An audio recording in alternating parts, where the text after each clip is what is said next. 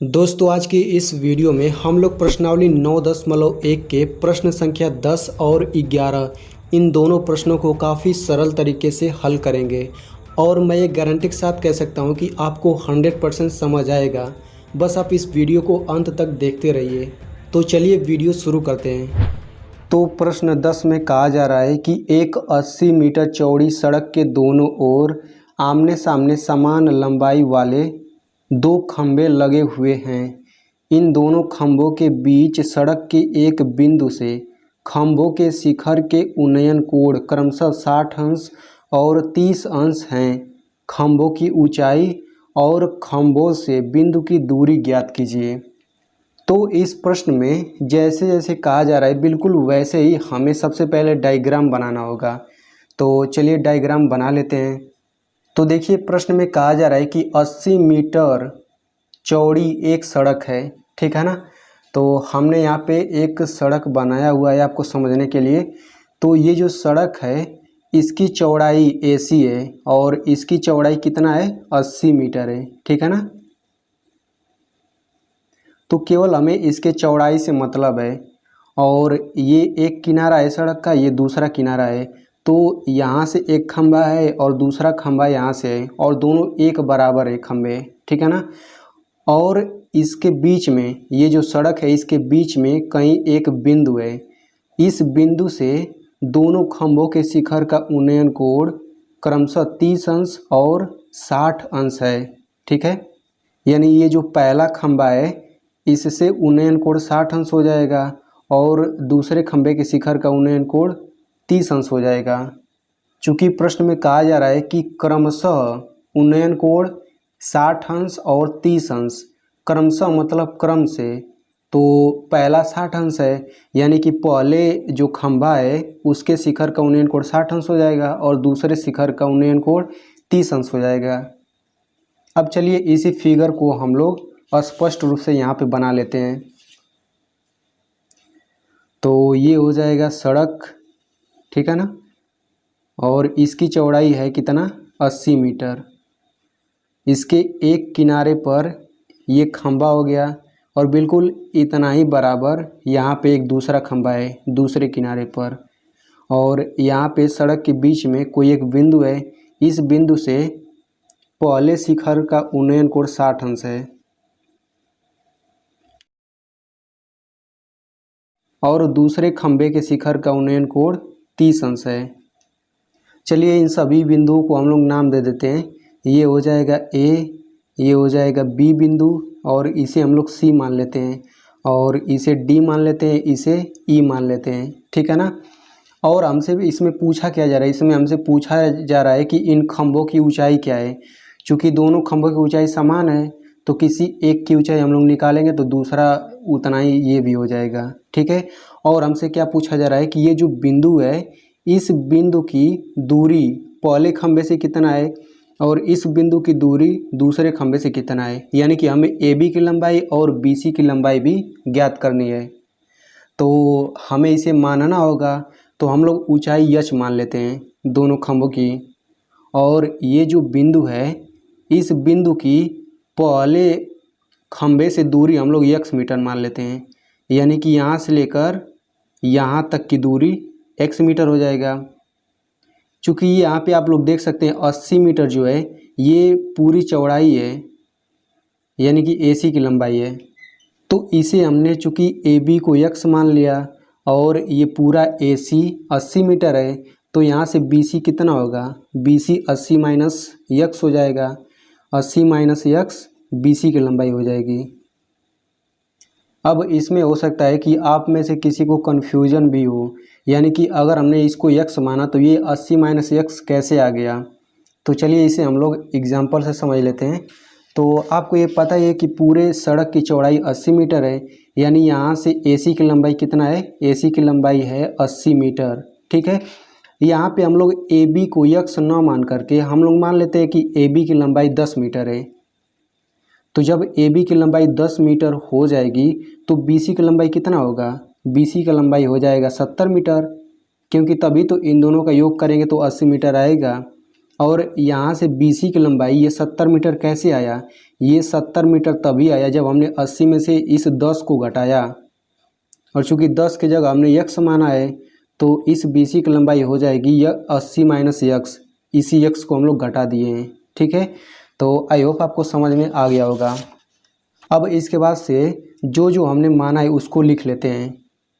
लिखेंगे माना दोनों खंभों की ऊंचाई h मीटर है और दोनों खंभों से बिंदु की दूरियां क्रमशः x मीटर और 80 माइनस x मीटर हैं। माना दोनों खंभों की ऊंचाई h मीटर है और दोनों खंभों से बिंदु की दूरियां यानी कि इस बिंदु की दूरियां क्रमशः x मीटर और 80 माइनस x मीटर हैं। ठीक है, इतना लिखने के बाद हम लोग लिखेंगे त्रिभुज ABE में, त्रिभुज ABE में इसमें हम लोग tan वाला फार्मूला लगाते हैं।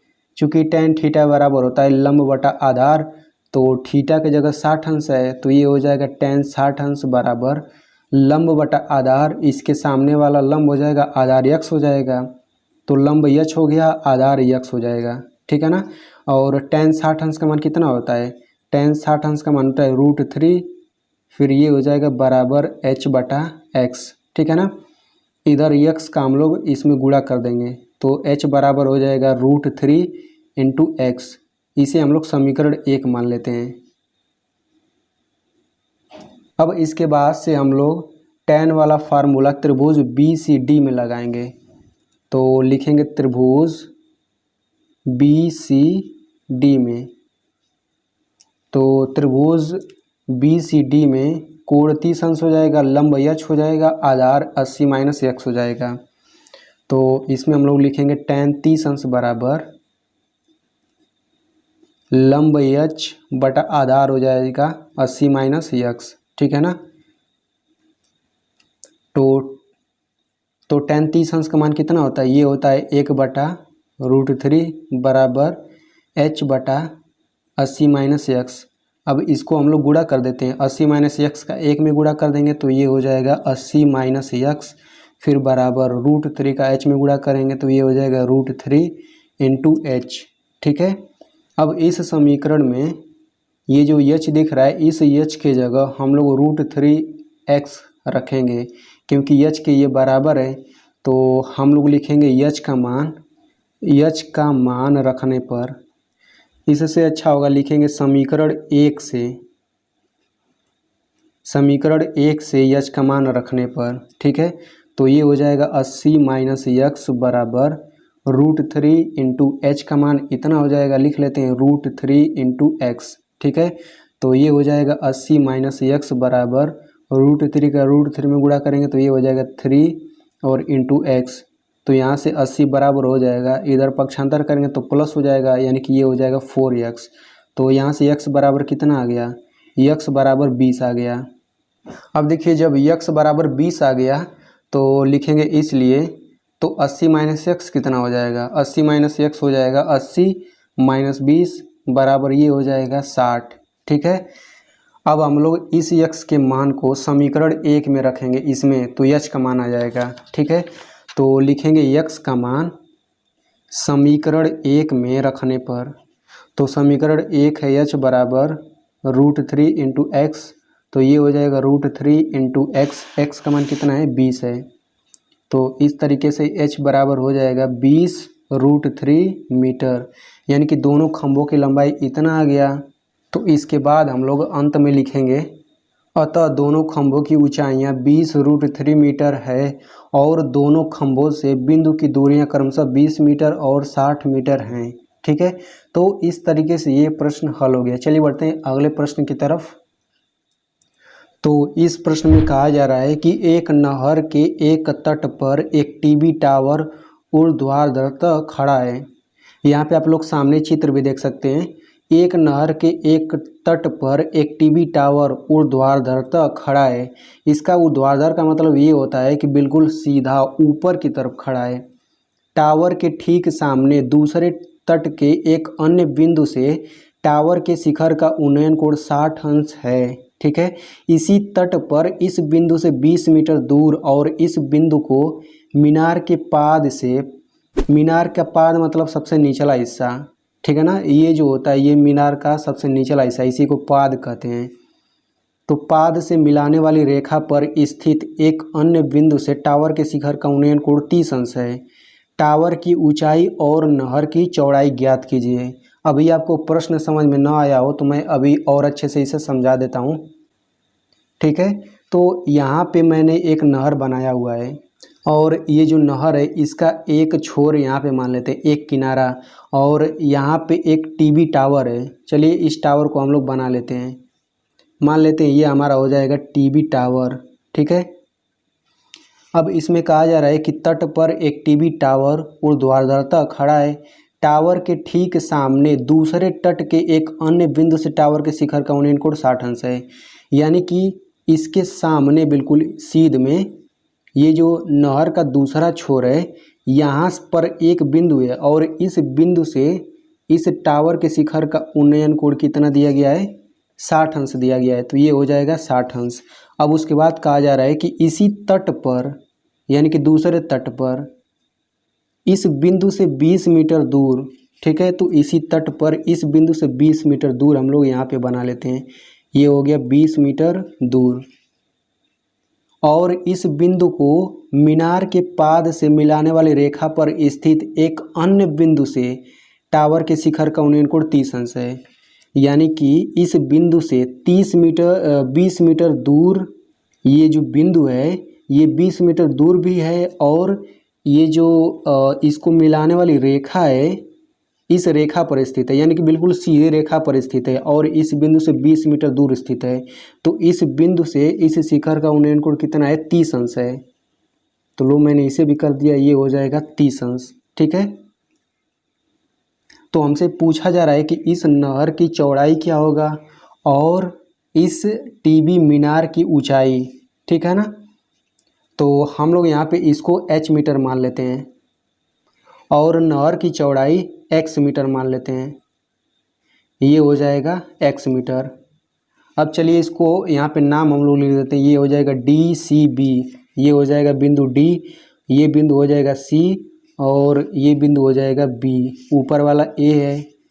अब हमें हल करके h और x का मान निकालना है। तो इस प्रश्न को हल करते समय आप लोग ये डायग्राम इसके हल में आप लोग बना लीजिएगा, ठीक है। तो चलिए हम लोग सबसे पहले मान लेते हैं, माना टावर की ऊंचाई h मीटर है, माना टावर की ऊंचाई h मीटर है और नहर की चौड़ाई x मीटर है और नहर की चौड़ाई x मीटर है। अब इतना मानने के बाद हम लोग लिखेंगे त्रिभुज ABC में, त्रिभुज ABC में। तो त्रिभुज ABC में देखिए कोण यहाँ पे ये 60 अंश हो जाएगा, लंब h हो जाएगा, आधार x हो जाएगा। तो लिखेंगे tan 60 अंश बराबर ये हो जाएगा h बटा x, ठीक है। और tan 60 अंश का मान होता है √3, तो √3 बराबर हो जाएगा h बटा x। तो यहाँ से h बराबर हो जाएगा √3 का x में गुणा करेंगे तो ये हो जाएगा √3 इंटू एक्स। इसे हम लोग समीकरण 1 मान लेते हैं, ठीक है। अब इसी तरीके से लिखेंगे त्रिभुज, अब बड़ा वाला त्रिभुज ले लेते हैं, त्रिभुज ABD में, त्रिभुज ABD में। तो त्रिभुज ABD में कोण ये हो जाएगा, लंब पूरा h हो जाएगा और आधार पूरा DB हो जाएगा। तो आधार में हम लोग इसको जोड़ करके लिख सकते हैं, यानी कि 20 प्लस x लिख सकते हैं। तो वही चीज़ हम लोग करेंगे। तो ये हो जाएगा tan 30 अंश बराबर, इसको थोड़ा हम लोग डायरेक्ट लिख देते हैं, लंब h हो जाएगा, आधार हो जाएगा 20 प्लस x, ठीक है ना, 20 प्लस x। अब इसके बाद से देखिए tan 30 अंश का मान होता है 1 बटा √3 बराबर ये हो जाएगा h बटा 20 प्लस x। अब 20 प्लस x का 1 में गुणा कर दीजिए तो ये हो जाएगा 20 प्लस x, फिर बराबर √3 का h में गुणा करिए तो ये हो जाएगा √3 इंटू एच। अब इस h के जगह हम लोग इतना रखेंगे √3 इंटू एक्स, क्योंकि h के बराबर ये भी है। तो लिखेंगे समीकरण 1 से h का मान रखने पर। तो चलिए रख लेते हैं, ये हो जाएगा 20 + x बराबर √3 इंटू एच। एच का मान हो जाएगा √3 इंटू एक्स। तो इसका गुणा करेंगे तो ये हो जाएगा 3 और ये हो जाएगा x। तो यहाँ से 20 बराबर हो जाएगा 3x, इधर इसको पक्षांतर करेंगे तो -x हो जाएगा। तो 3x में से x घटाइए तो ये हो जाएगा 2x। तो यहाँ से x बराबर हो जाएगा 20/2 यानी कि 10 हो जाएगा। ठीक है, अब इस x के मान को समीकरण 1 में रखेंगे तो h का मान आ जाएगा। तो लिखेंगे x का मान समीकरण 1 में रखने पर। तो समीकरण 1 में h बराबर है √3 इंटू एक्स। तो ये हो जाएगा √3 इंटू 10। तो h बराबर आ जाएगा 10 √3 मीटर। तो इसके बाद से हम लोग अंत में लिखेंगे, अतः टीवी टावर की ऊंचाई 10 √3 मीटर है और नहर की चौड़ाई 10 मीटर है। तो इस तरीके से ये प्रश्न भी हल हो गया। तो दोस्तों, अगर आप ऐसे ही सरल तरीके से इस प्रश्नावली के बाकी सभी प्रश्नों को भी देखना चाहते हैं तो यहाँ पे एक लिंक आ रहा होगा, इस लिंक पे क्लिक करेंगे तो पूरा प्लेलिस्ट आ जाएगा और आप इस प्रश्नावली के बाकी सभी प्रश्नों को देख सकते हैं।